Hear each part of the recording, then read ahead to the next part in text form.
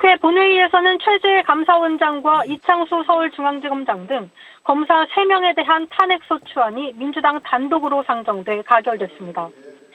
최 감사원장은 입장문을 내고 감사원의 독립성에 심대한 위해를 초래한 데 대해 깊은 유감의 말씀을 드린다고 했습니다.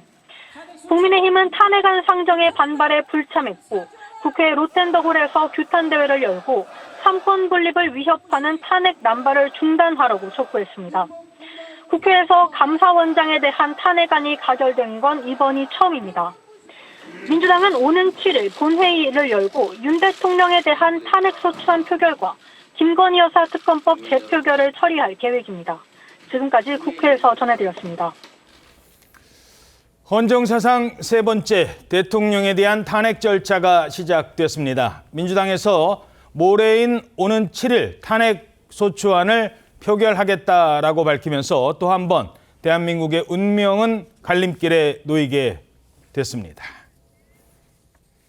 윤석열 대통령에 대한 탄핵안 의결은 12월 7일입니다. 12월 7일 저녁 7시 전후에서 진행하는 것으로 한다. 국민들에게도 이 탄핵안에 대한 국민적 판단에 대한 시간적 여유를 좀 가질 필요가 있고, 또 마찬가지로 국민의힘 의원들에게도 아까 한동훈 대표처럼 도대체 이렇게 위헌적이고 위법적인 이 내란 혹은 쿠데타 반란 기도에 대해서 우리는 어떤 정치적 결단을 해야 될 것인가에 대한 충분한 숙고의 시간을 주는 의미도 있을 것입니다.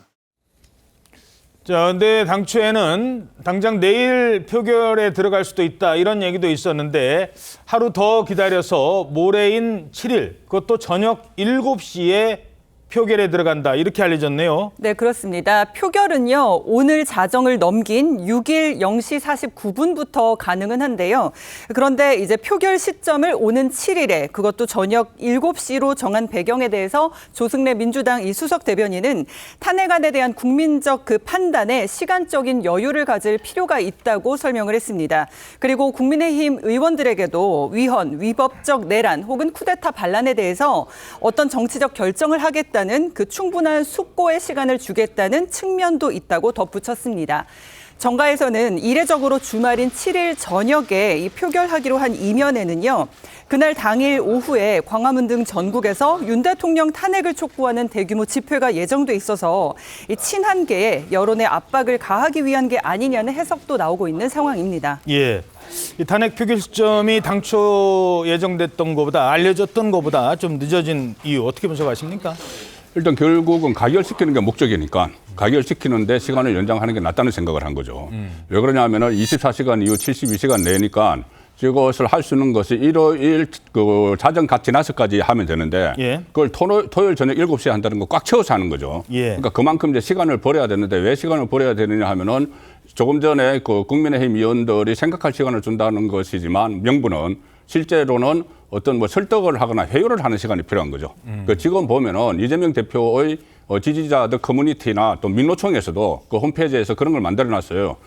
국민의힘 의원들 그 전화번호 같은 걸 다 적어놓고 전부 다 전화 돌리자 이 운동을 지금 시작을 했거든요. 예. 그리고 또 이재명 대표도 한동훈 대표에게 우리와 동참하자는 또 메시지를 보내고 있죠. 그러니까 그런 시간들이 절대적으로 필요하다고 보고 지금 최대한 꽉 채워서 이제 뒤로 그 돌려놓은 건데. 그런데 또 조금 전에 말씀하셨다시피 그 부분도 있습니다. 그날 낮에 민노총 주최로 대규모 집회가 열리니까 그 열기를 이제 이어가서 그 국회 여의도로까지 옮기자. 뭐 이런 것도 있는 것이고 어떤 여러 가지 다목적 포석에서 시간을 좀 그 뒤로 미루는 것이 가결 가능성을 좀 높일 수 있다. 그런 판단을 한 걸로 보입니다. 예, 어떻게 보세요?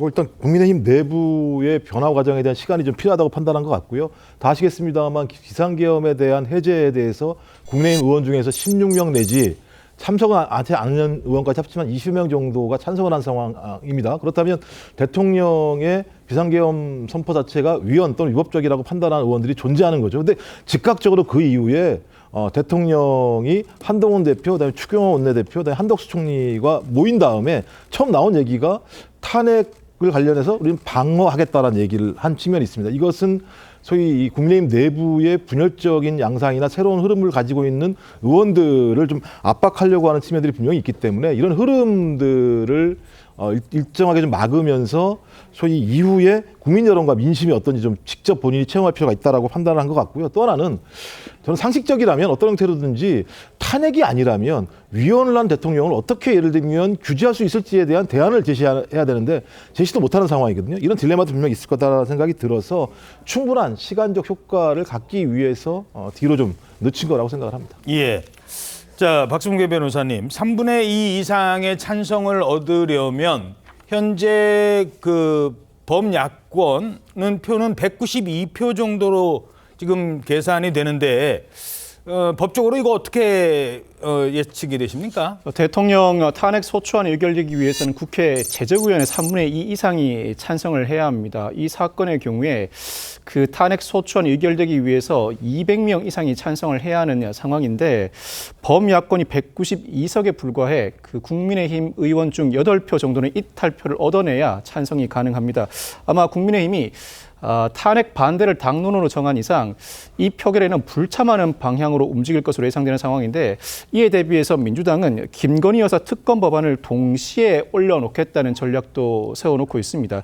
김건희 여사 특검 법안의 경우에는 대통령이 이미 거부권을 행사해서 제2요구된 법안인데 이 제2요구 법안은 제적의원 가반이 출석해서 출석의원 3분의 2 이상이 찬성하면 그대로 통과됩니다. 이에 대해서는 더 이상 대통령이 거부권을 행사할 수 없고 법률로 확정되게 되는데 즉 출석한 의원들 중에 3분의 2 이상만 찬성하면 통과되는 것입니다.